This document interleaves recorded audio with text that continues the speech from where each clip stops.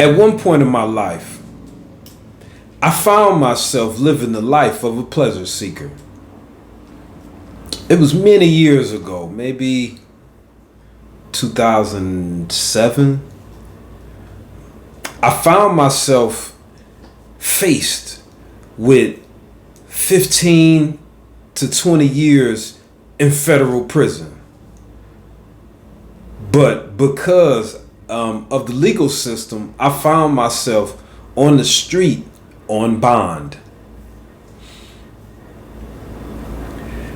It isn't fun for me living the life of a pleasure seeker. And I plan to tell you some of my dark moments so I can help you or anyone else you know that finds themselves living a certain lifestyle of pleasure seeking. Welcome.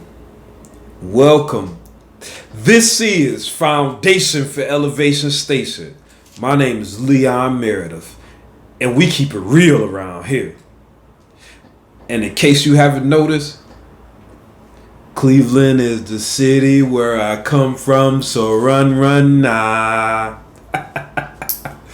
In all due seriousness, I plan to talk about addiction and how I conquered addictions.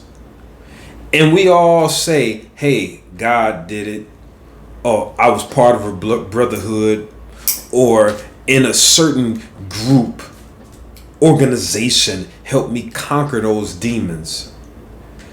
Me, in 2007, I found myself faced with penitentiary time, serious time. It was a violation. Some young fellas had robbed me and thought they were going to find their way to further the disrespect. So I got a weapon, and eventually I was caught with that weapon, seeking type of retribution. And the only retribution I found was a jail cell. And because I was, for the most part, an upstanding federal probation person, my probation officer did not keep me locked up. So I had the opportunity to get out on bond and help myself any way I could. You see, someone had some drugs in the vicinity, so I had the small amount of drugs and the gun both put on me. Well, during my struggles, it was getting real tight, and I found myself, I used crack cocaine before I went to jail. So I used it in the midst of pleasure seeking with ladies that had a profession of pleasure seeking themselves. So I spent the last 3-4 months before I found myself in incarceration and, got clean and continued afterwards. But I used crack cocaine actively over those months. And I say all that to point to rehabilitation and how to beat the addiction, especially a strong addiction like crack cocaine. They say it works if you work it when you go to CA, NA, AA. I wholeheartedly believe that. It is also when you find a purpose in life that drives you away. I see a lot of people that use drugs or what have you, and sometimes they replace that drug with other drugs. Alcohol, they eat real good, or now they dressing to make themselves receive that type of energy, that adrenaline boost that the alcohol or drugs, or in this case, crack cocaine gave you. But what I did was I learned how to exercise on a higher level. It's quite beautiful because even when I'm running, I run outside, and if I push myself to a certain limit, my heart beats to a certain level. I try real harder and I can hold it for a while. What happens is certain endorphins and things get to rushing into the bloodstream, releasing from your spinal cord and brain. Some of the same chemicals that's induced to be released when you use crack cocaine. Yes, it's a beautiful experience. And those endorphins and dopamine is something that I'm able to release as I exercise on different levels. See, it's different exercises that can release a great amount. The legs and back are some of the greatest. But where I found I can release it, what the strongest is when I do legs and I go heavy and I really tie together those sets. Like you have rep range, you might be doing 6 to 8 reps per set. So if I tie together six sets of 8, then I do 7, and I got the maximum amount of weight that I can handle for those reps. It just dropped me to my, see, I'm talking good stuff, even though it's based upon drug usage, but it's positive because I speak about addiction, conquering it. We are addicted to so many things in our society. It's needed that we face it head on, especially with our youth. We can't just say, hey, don't use it. Hey, you sometimes it's better that you talk to your children about these things. And if they are using, this is one thing I did when I was a little younger. If I seen a young person that was smoking, I would always pull them to the side and try to enlighten them about how it's affecting their body. And I mean positively. I'm not talking about you're hurting your kidneys, no. That's the aftermath. But if right now, if you're going to use, you got to be aware of your cognitive abilities. Like know your limits when you fade it too far, when you just inebriated, or you can't use till you get to this type of level.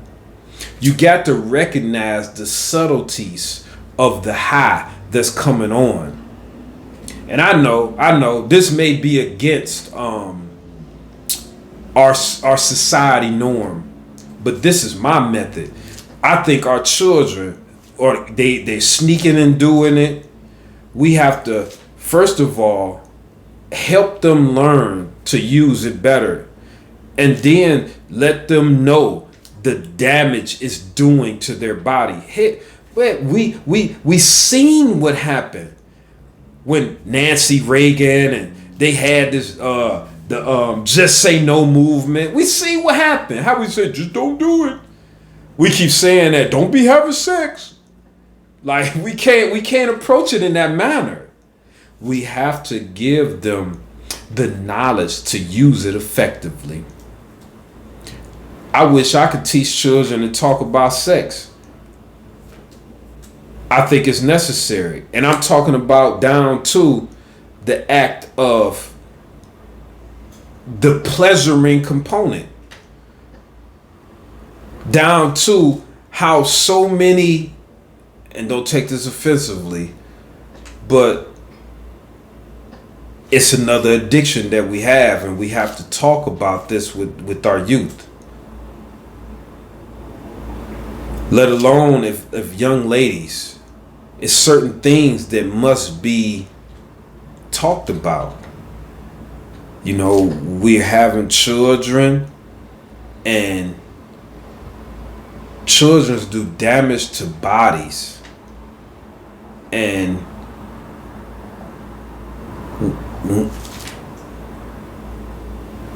women are born with their worth.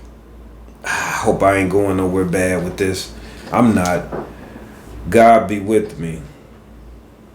See, men, you might have heard this from, all over, but it takes precedence on a few other levels. Men are born and have to acquire their worth. How the other sex, how women see men have to spend their lifetime building their worth.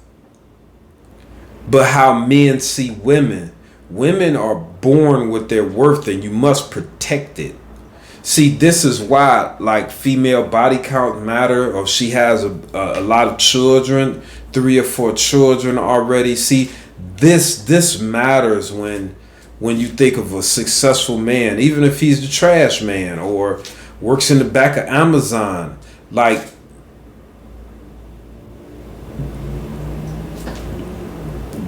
the wealth, the value, a woman must protect it over life. And we get strung up on this addictive sexual behavior, this hookup culture. And what it does in the eyes of men that wish to find a wholesome woman, or righteous, or just a woman that hasn't been ran through. See, ladies, you misinterpret it. You try to put your own logic to it. But the logic how men view women and the logic on how women view men is different.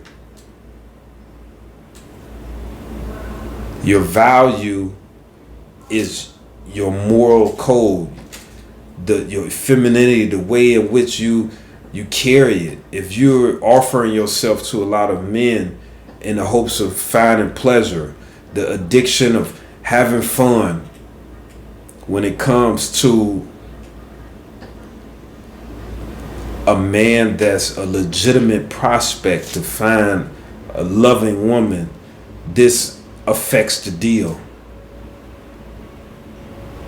And just like with a man, if he's going forward and the prospects of him being valuable, high paying job, creative mind, a great worker, like these things, he may have a talent, and he's going forward to his journey to explosion, to be great.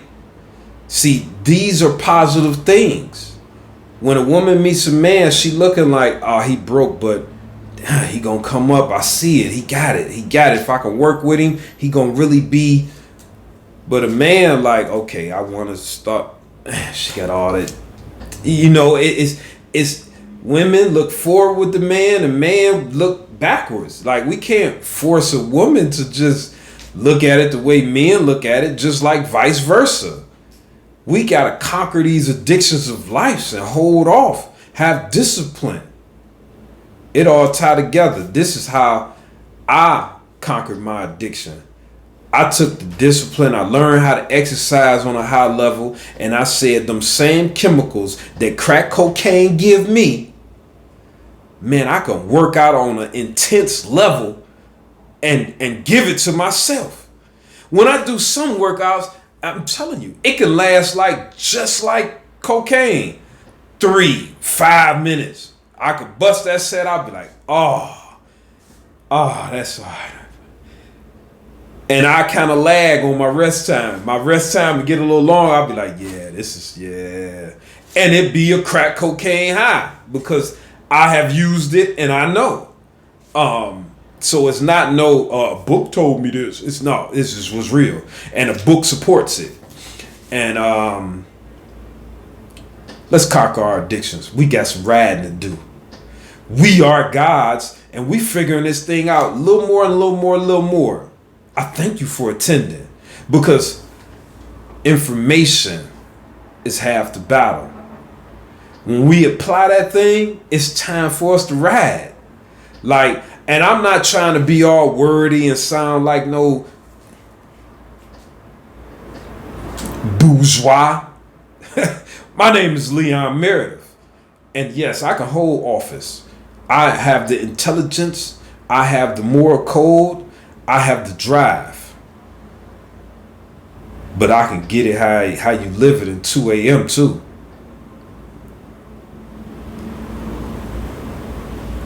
I'm a master of several areas in my life.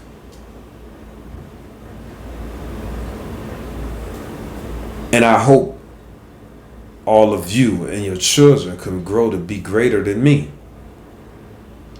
Because I hope to be the baseline. Because we are way more than we are told we are. I love you. And I love me. Foundation for Elevation Station. I'll be back soon.